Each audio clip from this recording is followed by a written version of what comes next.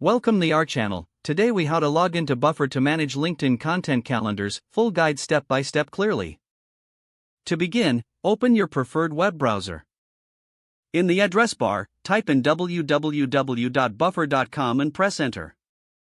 Once the Buffer homepage loads, locate the login button, usually found in the upper right corner.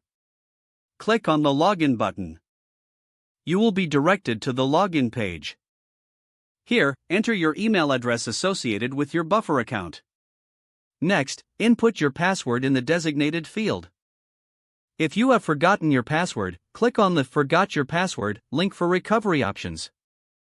After entering your credentials, click the Login button again. Once logged in, you will be on your Buffer dashboard. From the dashboard, find the option for Connected Social Accounts. Look for the LinkedIn icon and ensure it is connected.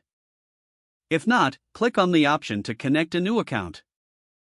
Follow the prompts to grant Buffer permission to manage your LinkedIn account.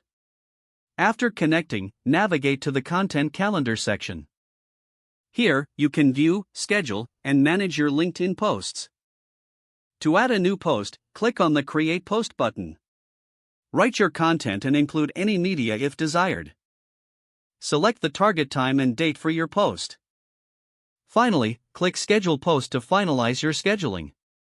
You have now successfully logged into Buffer to manage your LinkedIn content calendar. If the page does not load, refresh the browser or try again in a private or incognito window.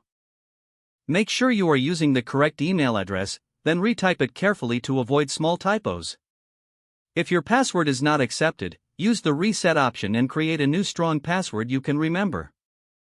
Check your spam folder for verification or security emails, then complete any requested confirmation steps. Enable two-factor authentication if available to improve account security and reduce unauthorized access risk.